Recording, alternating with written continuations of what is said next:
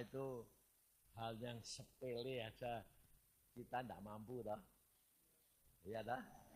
Karena apa? Nah, itu kuncinya di sini. Ya, duduk. Karena apa? Kita tidak mampu melakukan segala sesuatu itu tepat, timingnya pas, setia, taat. Nah, kenapa? Kuncinya cuma di sini. Selama kita di dunia, kita hidup pakai akal, pakai hikmat dunia, kita tidak bisa melakukan apa yang Tuhan mau. Dengan tepat. Karena apa? Karena di dalam Alkitab sudah ditulis, hiduplah di dalam roh. Nah, Paulus selalu mengingatkan, kalau kamu masih hidup di dalam dunia daging, belum sampai ke tempat yang Tuhan kehendaki. Dan ternyata hidup di dalam dunia roh itu tidak gampang. Karena kita dari lahir di dalam dosa, kemudian cara berpikir di dalam pendidikan, di dalam pelajaran segala, selalu diutamakan adalah otak, jiwa, pengetahuan, kepandaian, hikmat dunia. Nah, itu. Sehingga itu sudah bertahun-tahun nempel di dalam hidup kita. Nah, sekarang kita kenal Yesus, disiapkan untuk hidup di dalam dunia roh. Karena nanti akan masuk surga dalam dunia roh dan daging baru. Jadi perhatikan loh ya. Nanti kita di surga itu, kita hidup di dalam dunia roh. Nah, kenapa dikatakan dunia roh dulu? Karena itu yang dominan.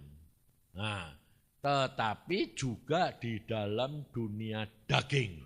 Jadi selama ini saya yakin saudara itu belum banyak yang tahu bahwa kita nanti di dunia, hidup di dunia yang akan datang atau surga, itu hidup di dalam dunia roh dan daging baru. Karena kerap kali kita itu merasanya gini, kalau kita sudah mati kan dagingnya nanti hancur, betul dah? Kan yang naik ke sana itu jiwa sama roh. Dagingnya mana? Tapi ingat, Tuhan Yesus nanti datang membangkitkan kita. Nah, yang dibangkitkan apa? Daging. Lah, terus kamu mikir enggak? Yang dibangkitkan daging. Ya dek dikubur. Ya toh? Kalau orang mati di laut dimakan ikan piye? Terus yang sekarang ini, model sekarang ini, karena lahan susah dibakar. Ya toh? Nah, terus bagaimana? Nah, dagingnya masih ada enggak? Nah, ya. Nah, kenapa dikatakan Alkitab bahwa kita nanti mengalami kebangkitan tubuh? Nah, makanya itu pengertian Alkitab, ya toh? Apa yang dunia roh itu tidak dapat diungkapkan secara daging, gamblang. Karena peristiwanya itu enggak begitu. Aku sampai dulu ya, karena aku ini orang tukang mikir, pemimpin, dan termasuk pemberontak, terus termasuk tukang nyelidik. Jadi saya selalu tanya sama Tuhan, Tuhan, lah kalau orang yang dimakan ikan terus zaman itu kan anak-anak Tuhan, hamba-hamba Tuhan dimakan ke singa zaman Roma. Ya dah. Lah kalau sudah dimakan singa, lalu dagingnya kemana? Jadi kotorannya singa loh. Betul enggak? Lah terus yang dibangkitkan apa?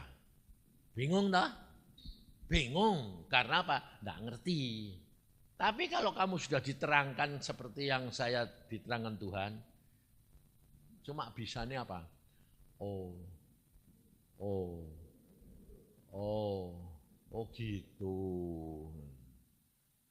Nah, kenapa Tuhan bilang, yang aku katakan itu semua ada di dalam Alkitab. Di dalam kitab Yehezkiel, di situ dikatakan ada tulang-tulang kering yang berserakan. Ya toh? Jadi tulang-tulang kering serakan, Yehezkiel disuruh apa? Bernubuat. Nubuatnya bagaimana? Katakan kepada tulang-tulang kering. Hai tulang-tulang kering, bangun. Ya toh? Terus apa yang terjadi? Tulangnya kering langsung bangun? Enggak, wong berserakan kok. Tangannya di mana, kakinya di mana, tengkoraknya di mana, berserakan. Di situ dikatakan mereka tulang-tulang itu nyari gandengannya dewek-dewek. Kira-kira bisa dibayangin enggak? Bisa itu, coba sing bilang bisa siapa? Ceritain. Piye? Nyari gandengannya dewek itu terus piye? Terus sing mulai siapa? Kepalanya nyari dung. Ayo. Terus tangannya nyari. Terus tangannya apa tuh? Jarine nyari dewek. Terjadinya itu lucu. Nah, saya sampai ketawa, saya bilang, oh. Sebab nubuatan dikatakan, hai tulang-tulang kering. Jadi semua toh. Ndak kepala, ndak jari, ndak kaki. Semua. Bangun. Itu lalu nyari gandengannya dewek-dewek. Lalu semua bergerak bersama-sama. Jadi tidak ada yang cepat, tidak ada yang lambat. Makanya kita ini anggota tubuh Kristus. Kita disuruh ngerjakan apa? Jangan sendiri-sendiri. Sebab kita semua ada kekurangan kelebihan. Kaki itu spesialisnya jalan. Tangan spesialisnya ngambil. Ya toh? Tapi kita gunakan salah. Gratil. Itu bahasa Jawa itu. Bahasa Jawa, bahasa Indonesia ini apa ya? Usil. Aku ini ada isa bahasa bagus dak isa. Wis memang orang desa saso wis. Jadi itu jalan dewek-dewek, cari dewek-dewek. Nah, lalu bagaimana kalau orang itu yang sudah mati di tengah lautan dimakan ikan lagi? Jadi apa? Ternyata yang dikatakan Tuhan itu daging, itu tidak hanya berupa daging tok, tapi adalah sel-selnya. Termasuk dikatakan daging sel. Ya toh? Nah, itu sudah hilang semua, tinggal sel. Ya toh? Nah, daging kita dimakan ikan, keluar dari perut ikan toh. Selnya hancur enggak? Enggak, selnya enggak bisa hancur. Unsur-unsur itu yang sel kecil-kecil yang itu enggak bisa hancur. Contohnya gini, kamu pernah ngalami enggak? Kamu makan daging, keluarnya daging, enggak toh? Enggak, ya toh enggak, masa? Ya enggak. Tapi kamu pernah makan biji? Biji jambu, ketelan. Makanya pada waktu anak kecil, sampai hati-hati kalau makan biji. Nanti tumbuh di perut loh. Sampai anak itu ketakutan setengah mati. Nah, kenapa? Karena biji tidak bisa dicerna. Demikian juga sel-sel kita. Tulang, sel daging. Itu tidak bisa dicerna 100%. Ada unsur-unsurnya itu tidak bisa hilang. Nah, yang dimakan ikan, mungkin ikannya di Indonesia. Tapi kotorannya mungkin dibuangnya di Eropa. Ya toh? Nah, jadi sel-selnya itu di seluruh lautan. Blood yang terbawa oleh gelombang. Ya toh? Tapi nanti kalau Tuhan datang, Tuhan mau membangkitkan, itu selnya cari gandengannya dewek-dewek. Dari ujung dunia, dari manapun, dari dalam tanah, dari ada yang di tanah, ada yang dibuang di laut. Loh, kan orang Cina kebiasaan toh. Dibakar, abunya dibuang laut. Ya toh?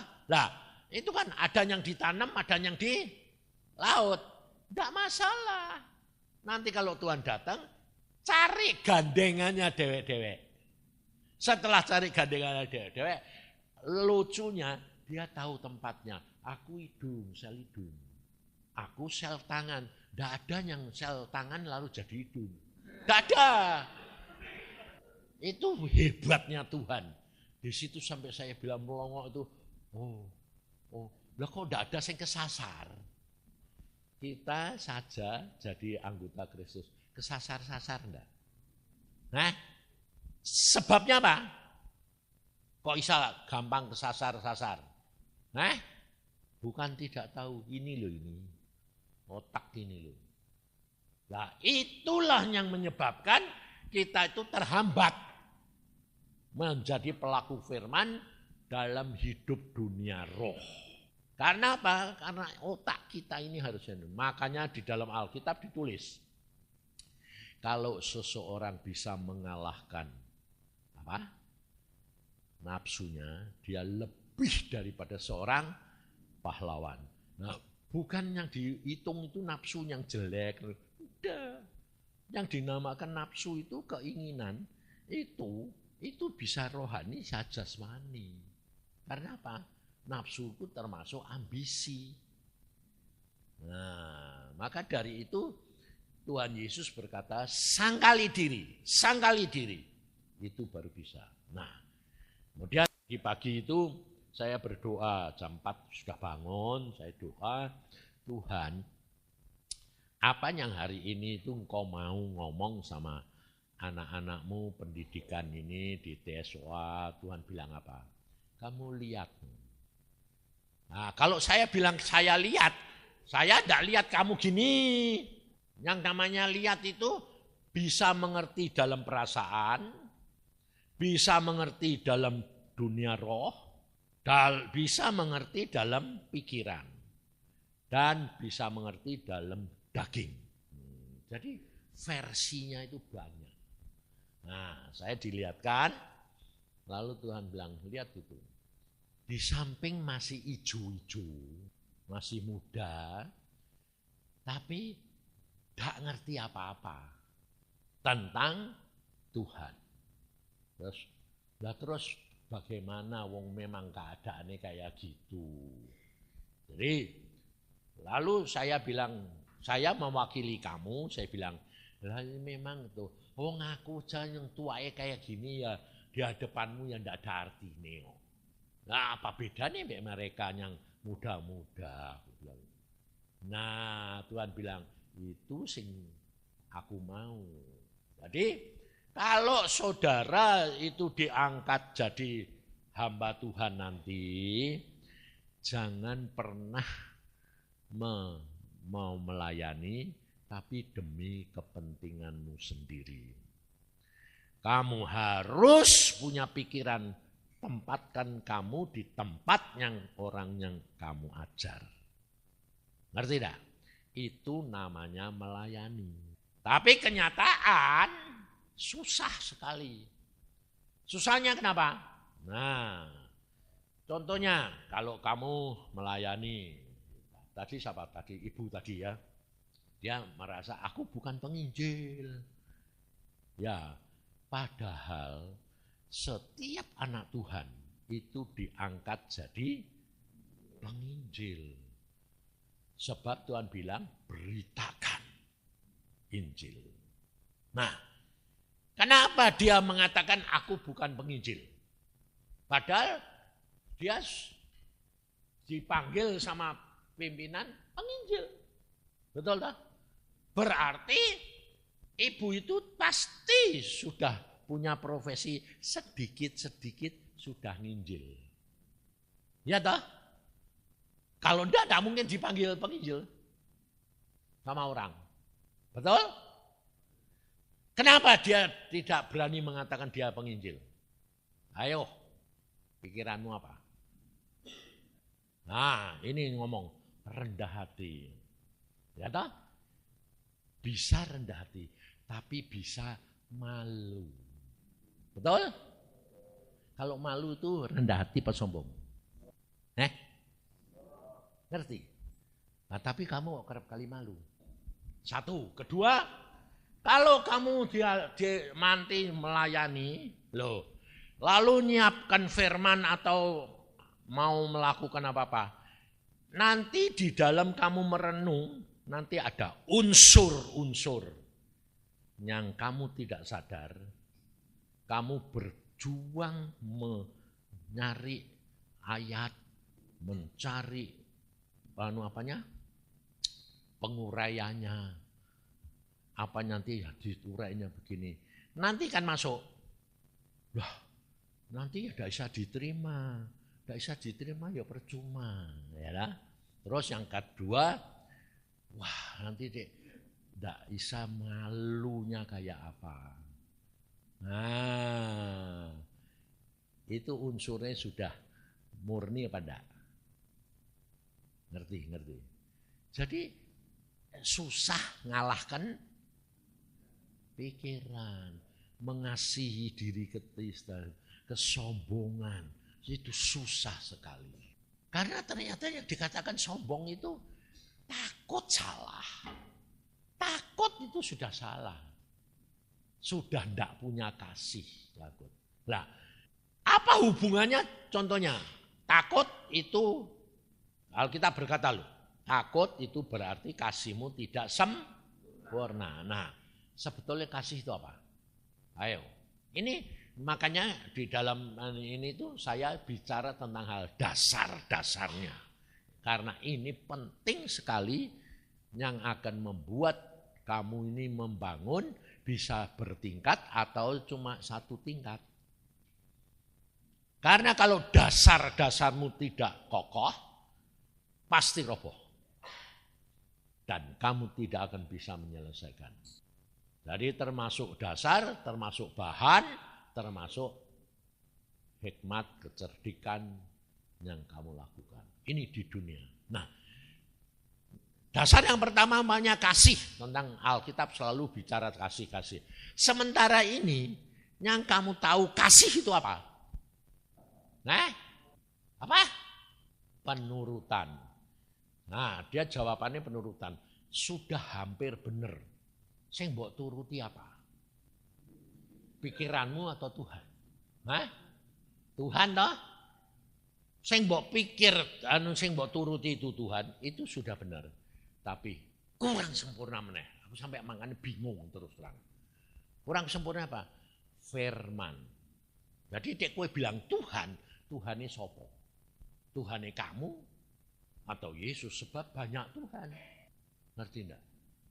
Jadi kalau kasih itu sebetulnya cuma apa? Nurut perintah Tuhan, itu kasih. Jadi selama ini kamu yang punya pengertian kasih apa? Nah ya toh, perbuatan daging toh. Kasih, lemah lembut, rendah hati, ya toh, menyayangi, berkorban, ya toh. Padahal disebut Allah itu kasih. Jadi kalau kamu menuruti perintahnya Allah, itu kasih. Saya sendiri terus terang belajar tentang hal kasih ini juga melalui apa? Pengalaman. Jadi ngalami baru tahu, oh ya itu tertulis di dalam suratnya Rasul Yohanes. Tertulis di dalam suratnya Rasul Yohanes. Kalau kamu itu punya kasih, kamu nurut perintahnya Tuhan. Itu itu kasih. Lalu Tuhan Yesus sendiri ngomong, padahal Tuhan Yesus ya sudah ngomong. Cuma Tuhan Yesus ngomongnya ini, kalau kamu mengasihi aku, kamu nurut perintahku. Loh, kalau kamu mengasihi aku, kata Tuhan Yesus, karena Tuhan Yesus pada waktu itu sebagai manusia, jadi pikiran kita, kalau engkau mengasihi aku berarti cuma mengasihi Tuhan Yesus. Ya dah? Seperti kamu jatuh cinta, mengasihi. Tapi orang mengasihi atau jatuh cinta belum tentu punya kasih. Kenapa? Karena kasih itu nurut. Nah, sekarang kalau laki-laki jatuh cinta sama perempuan, dia nurut atau malah ngatur? Yang ngatur siapa? Yang laki apa perempuan? Lu kok jawabannya kok loro itu piye toh? Kok dua-dua itu? Sing perempuan, sing laki bilang perempuan, sing perempuan bilang laki. Lah itu aku bingung enggak? Sebagai pengajar. Meneh itu banci, ngajari banci. Loh, sekarang kalau dua orang jatuh cinta, jadi harusnya yang dua-duanya saling mengasihi enggak? Nah, jadi harusnya saling sing dipikiri ngatur weh. Sebabnya kowe kepengen ngatur, dah diatur. Sebetulnya itu dua-dua harusnya saling mengasihi. Nah, makanya dikatakan kasih itu berkorban. Nah, nurut itu susah loh. Ya toh? Jadi harusnya kan saling mengasihi, berarti saling nurut. Saling menghargai. Sing laki ya bilang, ya wes kamu maunya apa. Tapi sing perempuan kalau dikasih gitu bilangnya, ya sekarang aku yang ngatur. Wah, payah tenan. Meskipun mungkin gak ngomong gitu. Tapi gak lihat ini leh. Pokoknya gak nurut, gak jadi kamu. Lah terus ini laki-laki bilang, sabar. Kamu bilang sabar itu, nah, sabar ya toh? Sabar. Sabar itu nurut gak? Ngawur.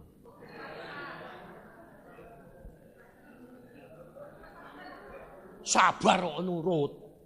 Sabar itu nahan diri. Orang nurut. Contohnya, kamu dikasih tahu. Dia bilang, diem, sabar. Ini udah jero hati nih. Ya tak? Nanti perempuan sedang ya, orang jatuh cinta, pasti laki-laki itu pasti mau nurut. Benar tak? Ayo jujur. Laki-laki kalau sedang jatuh cinta pasti mau nurut. Karena apa? Supaya dapat. Sebab perempuan dari kecil sudah biasa ditekan. Jadi kalau gede dituruti, wah senengnya luar biasa.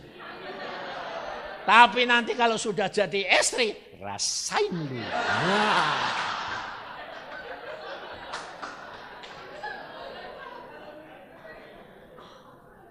Dan itu normal.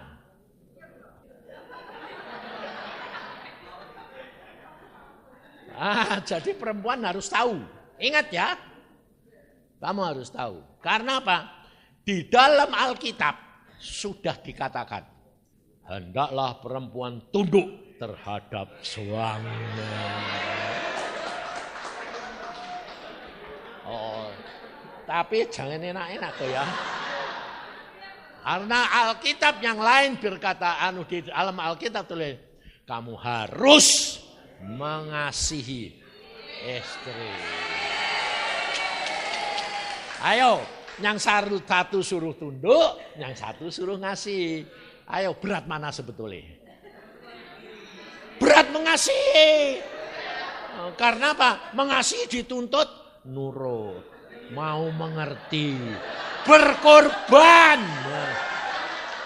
Langsung ibu ini.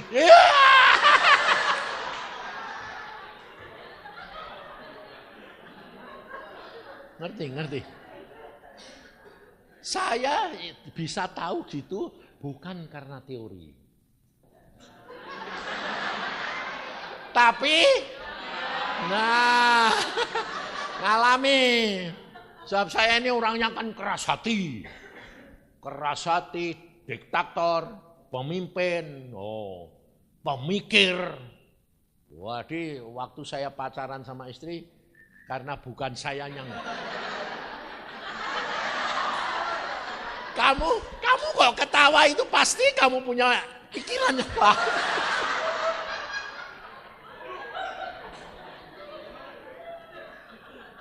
Loh ini itu belajar atau guru?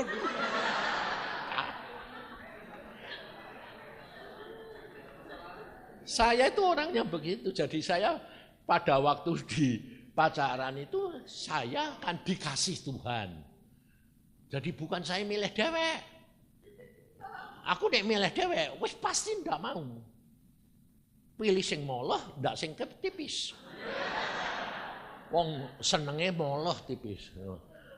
Ndak tipis. Jadi Tuhan bilang itu jodohmu. Aduh kok tipis banget sih Tuhan. Itu paling baik. Ya karena saya ini mengasihi Tuhan dan nurut. Saya taat dan ya sudah. Jadi saya deketi. Demikian saya deketi. Tetap tindakan saya keras. Saya disiplin. Mana ada orang pacaran model saya? Tidak ada. Kenapa? Saya kalau janji jam 5 sore saya jemput kamu pergi toko. Kamu minta pergi toko toh? Ya, jam 5. Sebelum jam 5 kurang sedetik pun saya tidak datang. Kalau saya sudah sampai di depan rumahnya, kurang semenit saya nunggu. Pakai sepeda motor tetap standar tapi saya tunggu.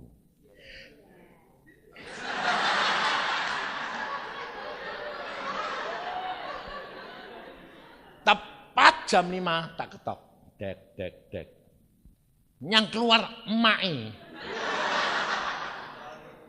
Mae keluar, lo, Mak, mana psikiat? Dia bilang suruh nunggu sebentar. Logis toh? Itu normal perempuan. Aku bilang, kasih tahu ya Mak, saya sudah datang tapi pulang lagi. Tak tinggal, tidak jadi. Itu saya. Keras, disiplin. Ya, enggak. Enggak mau, tidak apa-apa.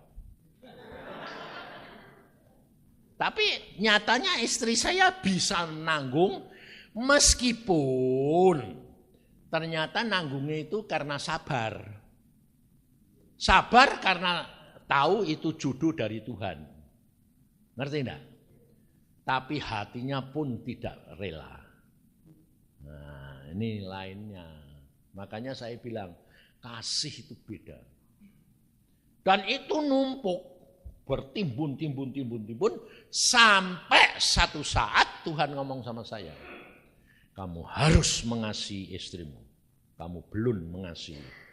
Sementara istrimu selalu kamu perintah kamu dong.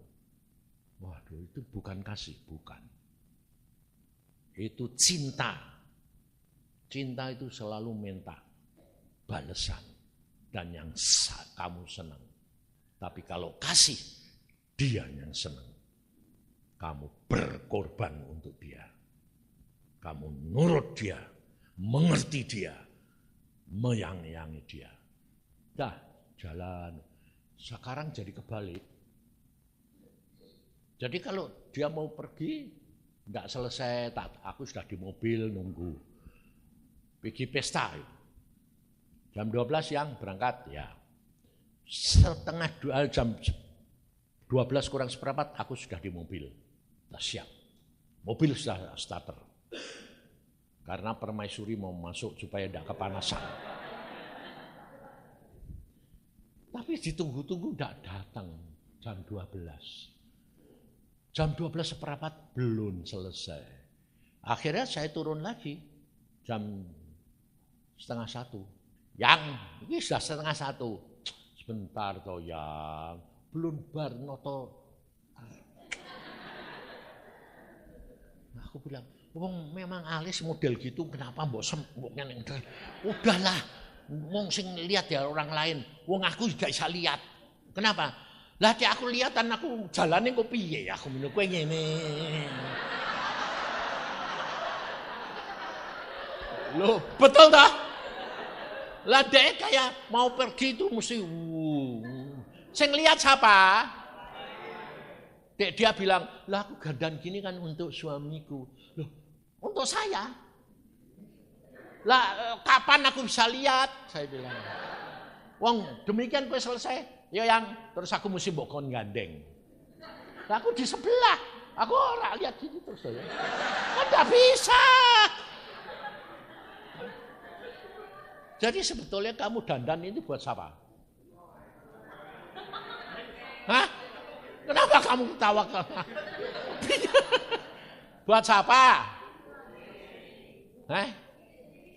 Buat dirimu sendiri supaya dipuji, seneng. Ya toh? Bukan orang lain. Kalau buat orang lain nanti membawa bencana. Orang lain jatuh cinta, repot kowe. Dia buat dirinya sendiri. Tapi alasannya buat suami supaya kelihatan bagus. Aku bilang, lah, ndak bisa lihat. Pulang dari pesta, masuk langsung copot-copot lah. Suami belum nikmati, sudah copot-copot. Saya itu dulu ndak bisa ngerti, marah terus.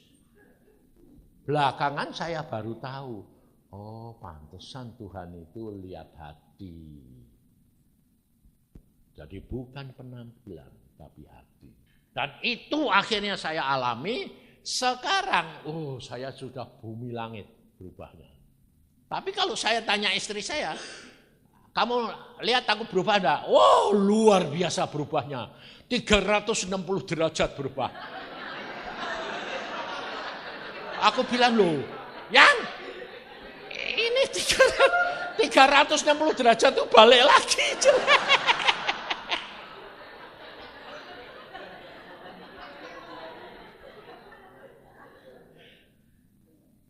Berubah itu ya 180.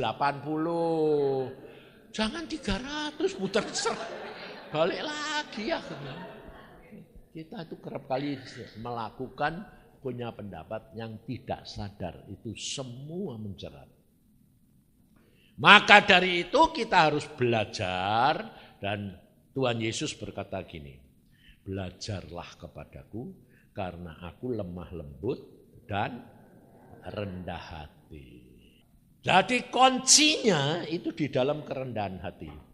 Nah, kerendahan hati itu macam-macam. Gitu. Jadi kamu harus belajar dari apa yang dilakukan oleh Tuhan Yesus. Nah, kita melakukan seperti yang dikatakan oleh Tuhan Yesus, dilakukan Tuhan Yesus, kita kerap kali ada suara mengatakan, tapi Tuhan Yesus kan Allah, aku enggak. Tuhan Yesus punya kuasa, aku enggak. Nah, jangan mau dibodohin setan. Maka dari itu Tuhan berkata, belajar rendah hati. Nah, rendah hati itu termasuk tidak menggunakan pikiran, tapi tunduk atas pimpinan Roh Kudus. Nah, kita akan suruh belajar sama Daud. Aku sampai tadi pagi juga aku bilang, ya Tuhan, memang anak-anakmu yang sekolah TSOA ini dan yang mendengarkan ini semua sama, tidak ada yang lebih kurang. Nah, kalau saya katakan gitu termasuk saya. Jadi biarpun saya ini sudah pengalaman dengan Tuhan 63 tahun, sudah sampai tingkat ke sini diangkat oleh Tuhan sendiri sebagai sahabat, tapi di hadapan Tuhan tidak ada artinya. Sebab dia terlalu besar dan dunia ini seperti setitik debu. Lah kamu di dalam dunianya, lah seberapa? Ya dah, seperberapa miliar orang. Nggak bisa bayangin. Jadi jangan merasa dek kowe itu kenal Tuhan, sudah dekat, sudah dikasih karunia, sudah diangkat itu. Hati-hati harus jaga sikap hati. Pikiran kita harus diomongi. Karena pikiran ini yang menyebabkan kita itu selalu jatuh. Makanya saya ngajar kamu, coba mulai dengan kuasa perkataan itu harus dipraktekkan. Nah, prakteknya itu ada macam-macam. Sebab ada orang yang bisa praktek tanpa lihat. Contohnya baca sudah ngerti. Tapi ada orang yang tidak bisa kalau tidak lihat. Ini contohnya gini. Ada enggak di sini yang punya sifat gini, kayak istri saya. Kalau dia ngajak ngomong, saya enggak lihat dia. Dia bilang, wow, diajak ngomong kok enggak lihat. Oh lah ini ada angkat tangan satu ini. Ternyata istri, oh ya itu perempuan lagi, perempuan. Loh, lah kok banyak? Kamu ya? Oh. Jadi ternyata hampir 90% pria, wanita itu kalau diajak ngomong, kepinginnya mesti. Terus laki-laki bagaimana? Sama. Oh sama. Ternyata itu sifat perempuan tapi dipunyai laki-laki.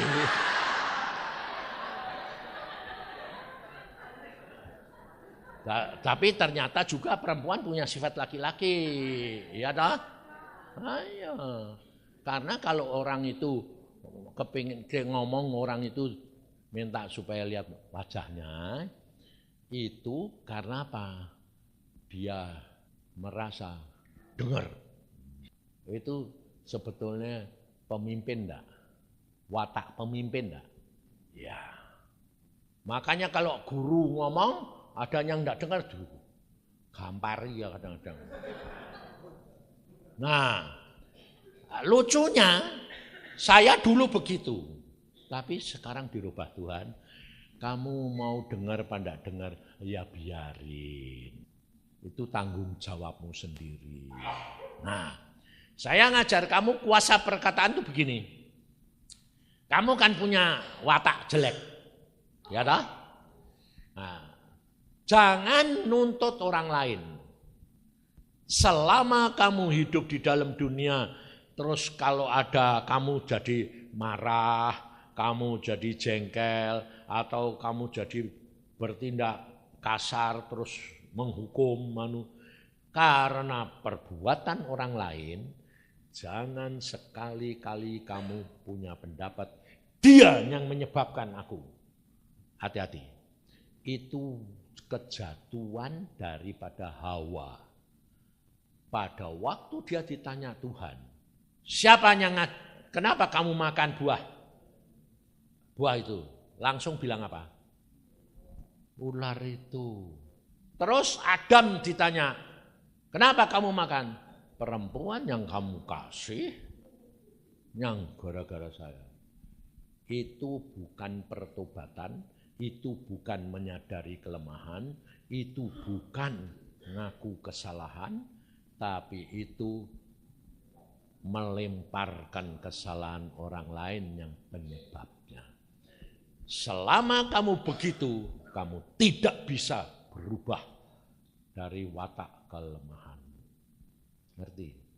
Caranya berubah bagaimana? Harus dimulai dari dirimu sendiri.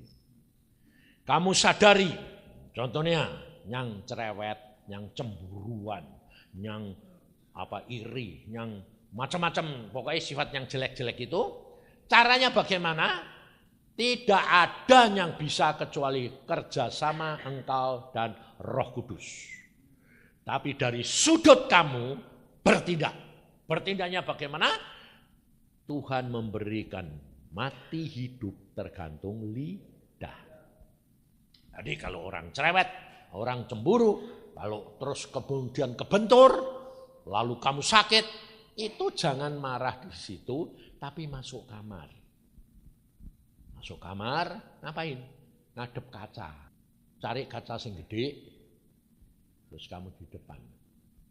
Terus kamu ngomong sendiri sama dirimu. Buat apa kamu iri? Buat apa kamu marah sama dia? Mengapa kamu marah? Tanyain. Nah, nanti kan kamu bela diri. Ya sebabnya dia gini. Kenapa dia? Kenapa enggak kamu? Terus ngomong sama Tuhan Roh Kudus. Tuhan Roh Kudus berikan aku mengerti. Nanti diterangkan Roh Kudus. Sing salah itu siapa? Dia ngomong gitu, dia gini karena dia punya pendapat begini. Kenapa kamu salah? Karena pendapatmu tidak sama dengan pendapat dia. Sehingga kamu membenarkan dirimu sendiri. Kalau kamu bisa, habis itu terus bertindak. Kamu pandang dirimu dewek. Kenapa kowe cerewet? Lihat matanya ya matamu dewek loh. Tapi kan gini enggak kelihatan, ada kaca gede kan kelihatan. Sing terang, aja kaca tapi ini tempat gelap, ya percuma. Kenapa gue cerewet? Ya karena gini. Nah, apa untungnya buat kamu? Rugi, kamu jadi kesel, hatimu enggak enak, kamu salah di hadapan Tuhan. Ngomong. Dalam nama Tuhan Yesus, terima. Rela jadi baik. Omongi jadi baik. Ngerti? Nah, tapi melakukannya begitu harus pakai hikmat. Kenapa? Kalau kamar enggak bawa kunci, kamu ngomong gitu, atau temenmu, adikmu, mamahmu, papahmu, pacarmu, suamimu masuk, bilang apa? Karena wong gila itu ngomong dewek. Iya toh? Padahal Alkitab ngomong, kalau kamu belum dicap gila, belum Kristen. Karena apa? Yesus Tuhan dicap gila. Makanya pada waktu Maria dan saudara-saudaranya datang cari Yesus, karena dia dengar Yesus gila. Habis itu ditemui, lalu Tuhan Yesus tanya, lalu dikasih tahu. Tuh, mama sama saudara-saudaramu itu datang cari engkau. Jawaban Tuhan Yesus tuh aneh, aku sampai gini. Siapa ibuku? Siapa saudara-saudaraku? Ibuku adalah ini, saudaraku adalah ini. Enggak bener orang gila. Mong ibune dhewe kok ora diakui. Saudara sendiri pun tidak diakui. Ngerti kan? Kenapa saya katakan kalau kamu tidak dicap kayak orang gila oleh orang belum Kristen? Kenapa? Karena Tuhan sendiri ngomong. Kalau kamu mengasihi saudaramu, anakmu, suami, istri, orang tuamu lebih daripada aku, tidak layak kamu menjadi muridku. Sayang, harganya kan mahal amat. Ngerti saudara? Makanya saya ini dicap orang sombong. Kenapa? Kalau saya dalam pelayanan, orang saudara saya pun kepingin ketemu. Ibu saya pun kepingin ketemu. Saya bilang, maaf. Kalau sudah selesai pelayanan, ada waktu saya mampir. Tapi kalau enggak, maaf. Ngerti saudara? Saya dididik Tuhan itu persis keras kayak Tuhan Yesus. Jadi segala sesuatu tanya Tuhan Roh Kudus. Karena Tuhan sudah bilang, kalau kamu tidak tanya Roh Kudus dan kamu tidak minta ngomong sama dia, kamu tidak bisa menjadi muridku. Karena apa? Pasti kamu jatuh. Karena bagaimanapun mengasihi diri sendiri. Itu termasuk kita baru tidur dan aneh. Ini pengalaman yang kamu harus perhatikan. Tuhan kalau datang itu tidak bisa dibatasi. Contohnya, Tuhan datang mau ngomong sama kamu, mau ngajar kamu, terus kamu kepengennya kan sedang kamu siap, sedang kamu doa, sedang kamu di gereja, sedang dengerin khotbah. Iya toh? Salah. Tuhan saya naik. Aku ngalami sendiri. Tak tunggu 2 jam. Bayang. Tuhan, aku mau pelayanan, mau khotbah yuk. Apa aku mau ngomong apa? Buat jemaat itu di sana. Engkau yang kenal jemaat bagaimana? Tak ngomong. 2 jam.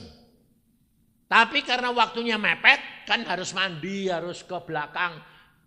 Baru mau berangkat toh. Ya wes aku ke belakang dulu. Tuhan karena aku tidak ngomong, ya sudah. Aku maaf, tak tinggal aku mau pergi WC. Mau buang kotoran dulu. Orang kalau buang kotoran kan tenang loh. Pikirannya jalan enggak? Udah. Nek kowe pikirannya jalan, enggak mau keluar. Loh, betul lah. Sedang sepi. Iya toh. Sampai suara plung ngedengar. Sedang gitu, agak tenang. Tuhan ini ngomong gini, Yusa, tak tunggu 2 jam dok nih, kamar kowe dak muncul. Wis agak tenang-tenangnya muncul. Terus dia ngomongnya apa? Sak sukaku toh, kok kowe ngatur aku? Loh, bukan gitu Tuhan. Ndok nih WC ini kan kotor. Ndok nih karena tempat tidur kan bersih. Betul toh? Pikiran saya kan gitu. Tuhan ngomong piye? Kamu pikir di kamar tidur sama di sini itu bersih mana? Ya bersih di kamar tidur. Bersih di sini. Bingung aku. Pada waktu aku belum ngomong, aku di mana? Kamu di kamar tidur, kamu sembahyang. Aku di mana? Dalamku. Ya toh? Kotoranmu sudah keluar belum? Belum. Di sini kotoranmu sudah keluar belum? Udah. Bersih mana? Bersih mana? Bersih di WC. Karena di WC cuma kotorannya sudah keluar, tuh perutnya sudah bersih toh. Tuhan ini di dalam kita loh. Gak bakal bisa ngerti. Makanya aku bilang, bantah-bantahan mbak Tuhan ini sudah tahu menang. Kalah teruslah. Sebab dia dalam dunia roh, kita dunia daging. Ngerti enggak? Jadi jangan batasi Tuhan. Terus 2, sikap. Sikap itu benar. Tapi kalau sikapmu itu berubah jadi aturan, Tuhan tidak suka. Jadi contohnya gini, kenapa sikap gitu? Pada waktu Tuhan menemui kamu, sikapmu sedang sembahyang, atau sedang jalan-jalan, atau sedang di WC, atau sedang mandi, atau sedang baca Alkitab. Itu kan saya sukai Tuhan. Ya toh? Nah, kita kerap kali pada waktu punya pengalaman dengan Tuhan, pas kamu baca Alkitab, Tuhan yang ngomong. Jadi setiap kali kalau kamu kepingin Tuhan ngomong, punya masalah, baca Alkitab. Ya toh? Itu salah. Ngerti? Itu secara halusnya batasi Tuhan. Demikian juga kata-kata Tuhan ini tidak ngomong. Karena kamu membatasi harus berbicara melalui telinga. Saya ngalami semua. Tuhan mau berbicara dan itu ditulis di kitab Ayub. Tuhan berbicara dengan segala macam cara. Kemudian di dalam Alkitab juga ditulis, Tuhan berbicara melalui guntur. Ya dah? Bukan berarti kalau ada guntur Tuhan bicara. Nah, itu salah lagi. Jadi kita itu tidak pernah bisa benar. Maka dari itu yang penting adalah motivasi hati dan sikap hati. Hati yang memikir Tuhan, kamu sedang makan, sedang jalan, sedang mana, kamu ngomong sama Tuhan, itu buat latihan. Supaya menjadi kebiasaan, supaya menjadi kepekaan, dan supaya tambah lama tambah dekat Tuhan. Karena contohnya, intim dengan Tuhan, itu kan selalu kepinginnya nempel terus toh. Nah, gue deh intim sampai seseorang tuh kepinginnya kan nempel terus toh. Nah, orang kalau sudah pernah ngalami pacaran, nanti barusan dia tahu. Orang pacaran itu ndak harus ngomong, betul? Padahal kita mau datang ke tempat pacar, itu kepengennya ngobrol dah. Tapi dia bisa ketemu, nanti kadang-kadang diem-dieman. Kenapa? Nah diem aja sudah rasanya, aduh senengnya itu. Ngerti lah? Apalagi nyenggol. Ya toh? Makanya dek pacaran, dek belum pasti, jangan senggol-senggolan.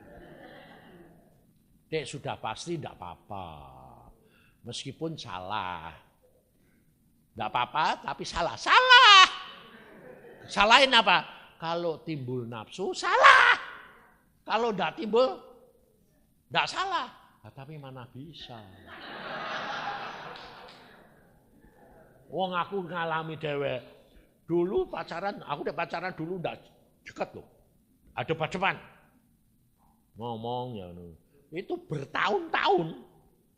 Tapi satu saat, kok kepingin nyenggol, rasanya nyenggol itu kayak apa sih?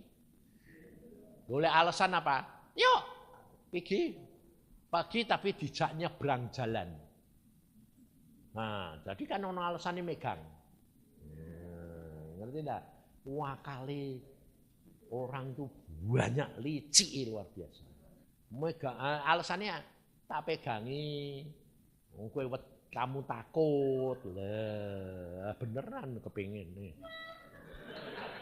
Jadi akal itu banyak, tapi yang dibutuhkan itu sikap hati. Nah, jadi cara mengatasi kelemahanmu, ngomong di depan kaca dan kuasa perkataanmu, itu jadi. Demikian juga terhadap anak-anak, terhadap suami itu. Jadi diomongi. Wah, ini ada pengalaman di Cirebon. Seorang bapak tanya saya gini, Pak, aku itu mendoakan istriku 15 tahun. Tidak mau bertobat, Pak. Padahal umurnya sudah 50 berapa gitu. Nah ini suami kan sayang istri. Nah aku masuk surga, masuk dia tidak mau bertobat. Nah, terus ketemu saya, dia bilang, bagaimana ya Pak caranya? Aku ya tidak tahu, wong pertobatan itu anugerah, saya bilang. Terus saya doa. Tuhan ini ngomong. Tuhan ini tidak ngomong, ya aku tidak ngerti. Tuhan ini ngomong. Kamu itu kalau tidur, tidak pernah megang istrimu. Memang Pak, aku kan orang zaman kuno, gak pernah Pak. Loh, lah kue kok gak pernah megang istrimu dengan kasih, tapi kok kue anakmu banyak. Nah, berarti kan istrimu cuma sebagai alat kebutuhanmu, aku bilang. Ya betul ya Pak. Nah, mulai hari ini, nanti kamu kalau tidur, kamu tumpangkan tangan sama dia. Jangan ditumpangi tangan gini. Marah. Dirangkul, tapi sambil sembahyang. Dalam nama Tuhan Yesus, aku sayang kamu, Tuhan Yesus sayang kamu, bertobatlah. Cuma begitu, gak usah ngomong di luar, nanti bangun marah. Wong 15 tahun gak mau bertobat, gak mau nurut suami. Nah terus dilakukan 2 minggu, cuma 2 minggu. Tiap malam dipeluk, ngomongi gitu. Cuma 2 minggu puasa perkataan dan tindakan. Dia mau pergi gereja, dia bilang, terus bagaimana? Jangan ngomong.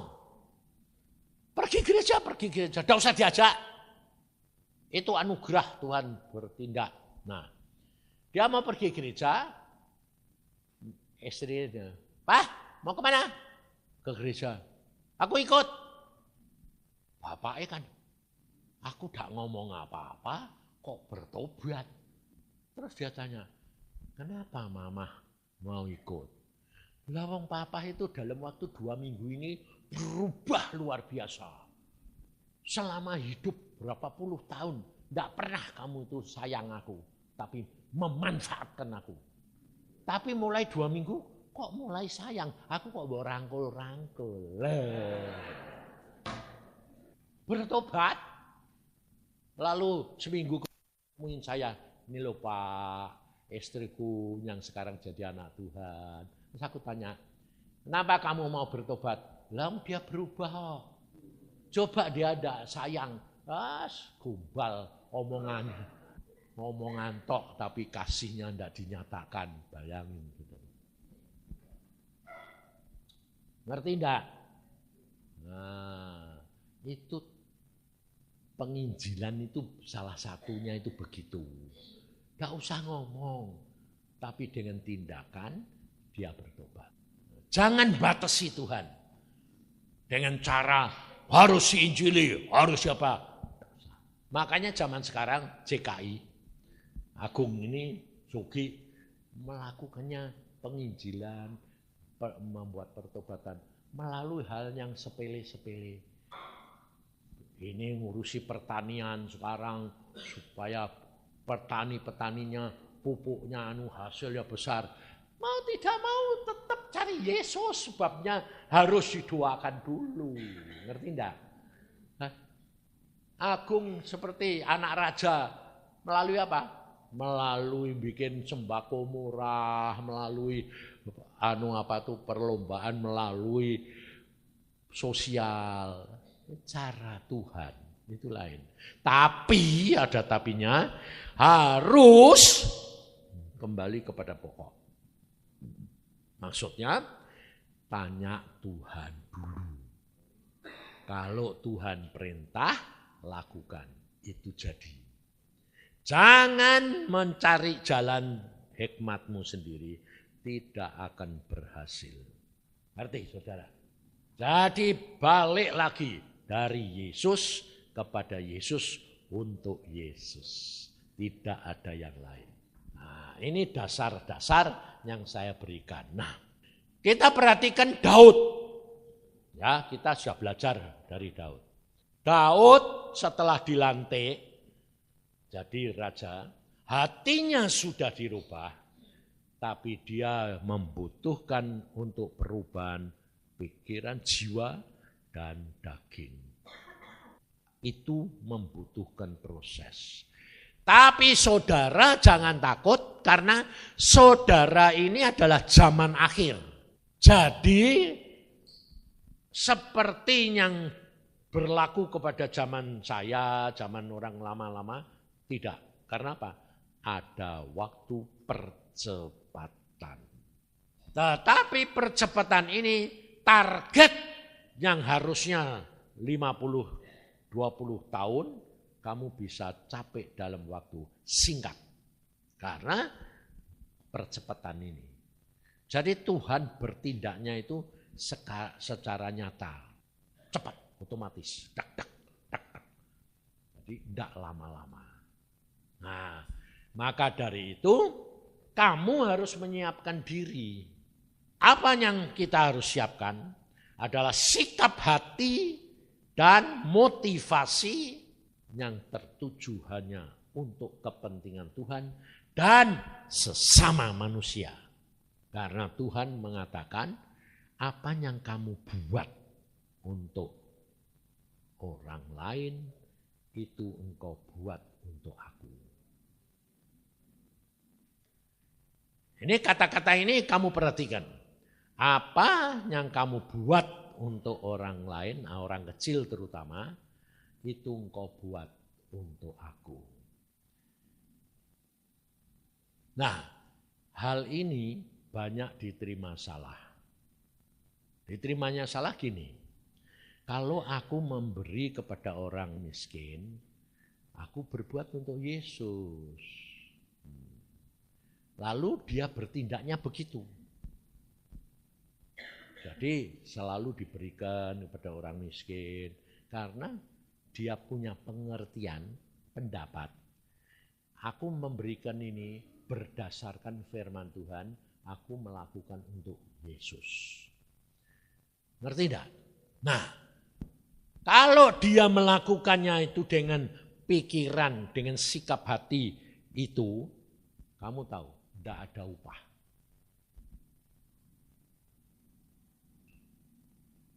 Sebab seolah-olah kamu melakukan firman, tapi motivasi hatimu kepengen upah.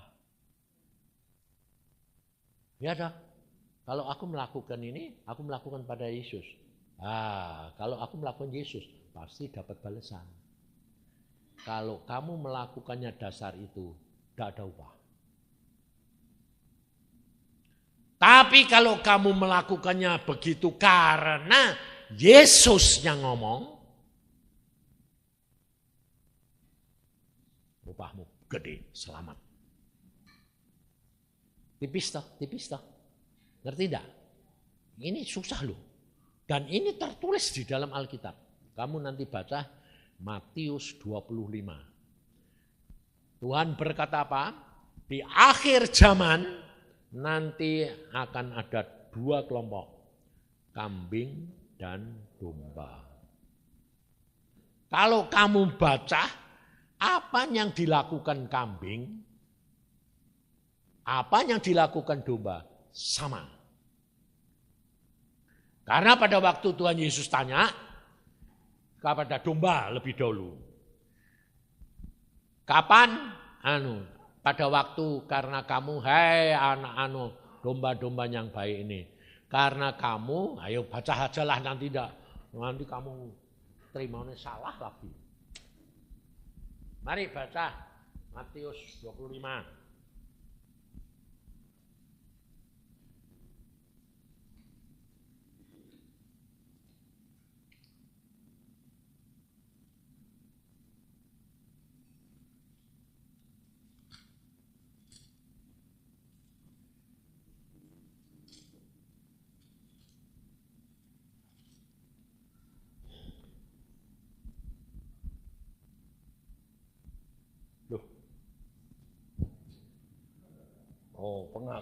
Yang akhir ayat 31. Apabila anak manusia datang dalam kemuliaannya dan semua malaikat bersama-sama dengan dia, maka ia akan bersemayam di atas tahta kemuliaannya. Lalu semua bangsa akan dikumpulkan di hadapannya dan ia akan memisahkan mereka seorang daripada seorang. Sama seperti gembala memisahkan domba dari kambing, dan ia akan menempatkan domba-domba di sebelah kanannya dan kambing-kambing di sebelah kirinya. Dan raja itu akan berkata kepada mereka yang di sebelah kanannya, mari kamu yang diberkati oleh Bapakku, terimalah kerajaan yang telah disediakan bagimu sejak dunia dijadikan. Sebab ketika aku lapar, kamu memberi aku makan. Ketika aku haus, kamu memberi aku minum. Ketika aku seorang asing, kamu memberi aku tumpangan. Ketika aku telanjang, kamu memberi aku pakaian. Ketika aku sakit, kamu melawat aku. Ketika aku di dalam penjara, kamu mengunjungi aku. Maka orang-orang benar akan menjawab dia, katanya, Tuhan, bila manakah kami melihat engkau lapar, kami memberi engkau makan, atau haus, dan kami memberi engkau minum. Bila manakah kami melihat engkau sebagai orang asing, dan kami memberi engkau tumpangan, atau telanjang, dan kami memberi engkau pakaian. Bila manakah kami melihat engkau sakit atau dalam penjara dan kami mengunjungi engkau. Berarti dia ini melakukan, tahu enggak, yang dilakukan buat orang kecil itu dilakukan untuk Yesus. Dia tahu enggak? Enggak tahu. Tapi di hadapan Tuhan dihitung buat Tuhan. Ngerti? Karena apa? Karena dia cuma mau kasih. Kasih itu nurut perintah. Karena Tuhan perintah, sana kunjungi, sana beri makan, sana beri ini. Dia nurut. Ternyata itu berlaku untuk Tuhan. Nah, sebaliknya kambing kita perhatikan. Dan ia akan berkata ke mana yang sebelah kirinya, enyahlah dari hadapanku, ayat 41. Hai kamu orang-orang terkutuk, enyahlah ke dalam api yang kekal yang telah sedia untuk iblis dan malaikat-malaikatnya. Sebab ketika aku lapar, kamu tidak memberi aku makan. Ketika aku haus, kamu tidak memberi aku minum. Ketika aku seorang asing, kamu tidak memberi aku tumpangan. Ketika aku telanjang, kamu tidak memberi aku pakaian. Ketika aku sakit dan dalam penjara, kamu tidak melawat aku. Lalu mereka pun akan menjawab dia, katanya, Tuhan, ganti dia, bila manakah kami melihat engkau lapar atau haus, atau sebagai orang asing, atau telanjang atau sakit, atau dalam penjara, dan kami tidak melayani engkau. Oh, lucu toh? Kenapa dia merasa melayani? Karena dia melayani orang sakit, orang tapi dasar sikap hatinya dia melayani karena apa? Upah. Jadi bukan melayani karena nurut menjadi pelaku firman. Ngerti saudara? Bedanya itu cuma tipis sekali. Makanya Tuhan Yesus ngomong sama orang Farisi, sama ahli Taurat, mereka sudah mendapat upahnya di dunia.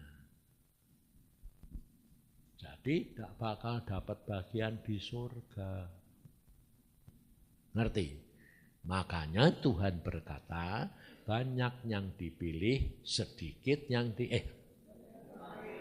banyak yang dipanggil, sedikit yang dipilih. Sebetulnya itu masih ada satu tahapan lagi.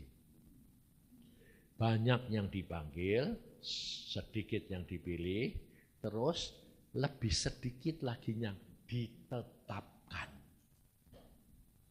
Bayangin, terpilih belum tentu ditetapkan.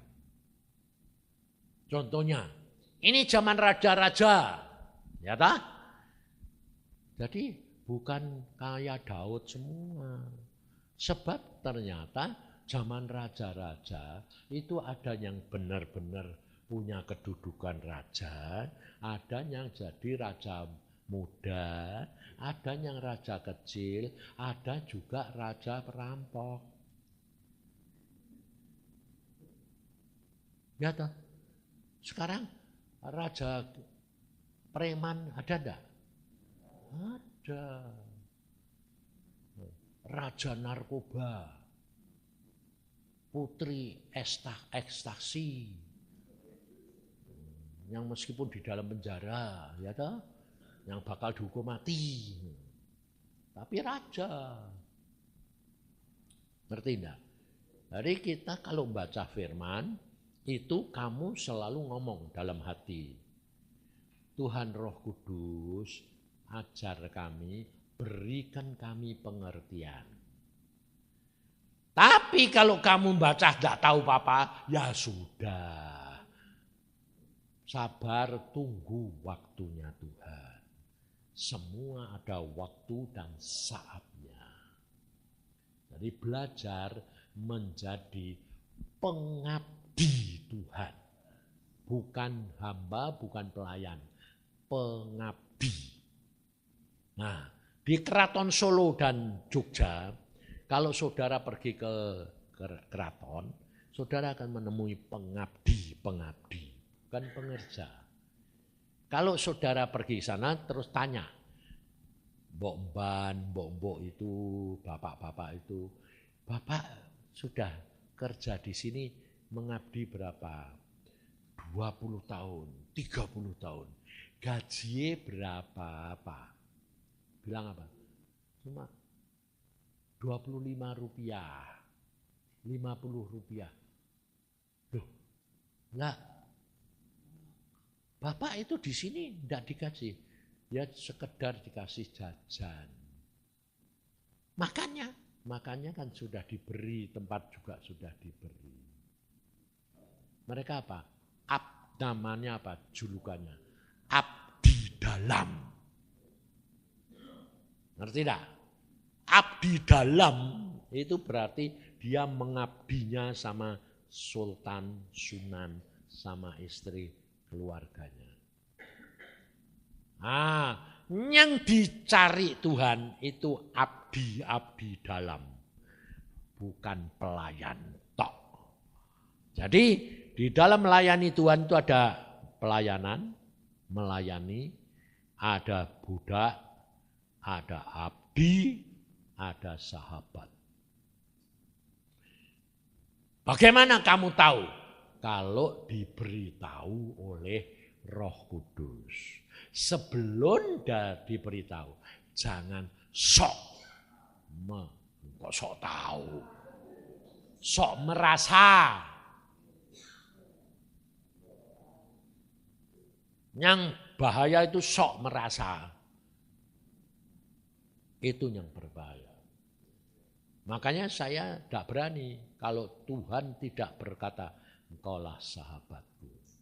Saya tidak berani. Dan peristiwa dia ngomong, tidak pernah tidak ada apa-apa lalu dia bilang, kamulah sahabatku. Tidak. Peristiwanya pasti kamu sedang mengalami penderitaan. Baru kamu nanti dikasih tahu sebagai hiburan, sebagai jasa yang membuat kamu tidak menderita. Jadi saya di angkat sahabat itu pada waktu saya melayani retreat di Ciloto, itu berapa puluh tahun yang lalu. Saya cuma dengar, kamu sahabatku. Padahal di dalam pelayanan saya yang ditolak. Itu aneh sih Tuhan. Nah, itu Tuhan. Dalam masa kamu dalam kesesakan, kesusahan, dia tetap menyertai kamu. Jadi tidak usah takut, tidak usah khawatir. Santai saja. Kalau saya bilang santai, jangan disalahartikan. Lalu seenaknya, itu bukan santai, itu masa bodoh. Masa bodoh itu dosa. Tapi santai karena kamu percaya, itu yang Tuhan mau. Sehingga rileks, orang tidak tahu, santai aja. Saya bisa ngajar di sini, itu karena saya mengasihi Tuhan. Saya mau nurut. Kalau saya demi kepentingan sendiri, aku tidak mau ngajar di sini. Kenapa? Saya sendiri sedang sibuk dengan masalah. Rumahku disita, sama tentara. Aku harus pindah, harus bikin betul rumah, harus cari rumah, kontrak lagi. Belum nanti barang hilang semua. Pindah itu barangnya sedang mau pindah. Saya ada di Bekasi, ada pelayanan pelantikan prajurit Tuhan. Jadi yang pindah itu anak-anak persekutuan. Lah kamu tahu toh, anak-anak itu kan tujuannya baik. Jangan ada barang yang ketinggalan. Jadi pada waktu saya pulang, pindah rumah baru, mau nyari peso ada enggak ada. Loh, pesonya di mana, Mbak? Ya sudah dibawa sini, tapi di mana? Enggak tahu. Pakaian ini aku bilang, loh lah pakaian itu mana? Aku mau pelayanan. Ya masih di gudang, Pak. Di mana? Ya koper. Bongkari semua enggak ketemu-temu. Terus aku bilang, ambil yang ada aja lah. Saonone jimu comoti wae. Jadi aku enggak bawa pakaian panjang. Hem panjang, seadane lah. Terus ngerti enggak? Semua itu dibiarkan Tuhan untuk ngajar. Kamu rela ndak? Oh, bayangin. Sedeng rumahku tuh harganya itu 1,5 miliar. Dicomot ngono, diambil loh. Aku bilang, Tuhan tak lawan. Wong ini hakku. Tuhan bilang apa? Rela. Di 1,5 miliar hilang, rela. Ya sudahlah, aku bilang. Pokoknya nurut. Tuhan bilang pindah. Nggak enak, nggak apa-apa. Itu aja mau pindah aja. Aku bilang Tuhan, mau dikasih waktu sampai akhir Maret gitu loh. Jadi rileks. Jawabannya Tuhan apa? Yang dulu saja misa kok. Aku bilang, dulu saja barangnya belum banyak. Sekarang barangnya itu 3 gudang. Nah, siapa? Kenapa enggak mau salur-salur ke kasih-kasih ke? Jadi kamu ngambil yang perlu aja. Ambok simpen nih kabeh ya salahmu. Saya ini jadi beban. Aku bilang, nah sing seneng tuh istri. Ya tapi istri kan istrimu, sama aja kamu harus tanggung. Ya sudah, saya terima, rileks. Jadi saya bisa ketawa-ketawa di sini. Tapi kalau mikiri, ngapain ngurusin kamu? Ya toh? Makanya itu saudara, kamu itu loh berharga di mata Tuhan. Meskipun tadi pagi Tuhan bilang, tuh masih hijau-hijau. Terus aku bilang, lah terus piye Tuhan? Enggak apa-apa, makanya ajari supaya jadi Daud. Daud pun tak ambil dari gembala yang ngurusi kambing, domba. Tuhan tuh sayang sama kamu. Jam 10 berhenti dulu.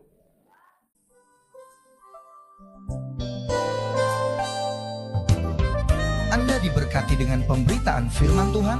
Dapatkan kaset, VCD, CD, MP3, dan buku-buku rohani dari hamba-hamba Tuhan, Evangelis Yusak Cipto, Pendeta Petrus Agung, Evangelis Iin Cipto, dan hamba-hamba Tuhan lainnya. Tersedia juga banner dan alat-alat tarian lainnya. Hanya di toko buku Bless to Bless. Bless to Bless. Bless to Bless.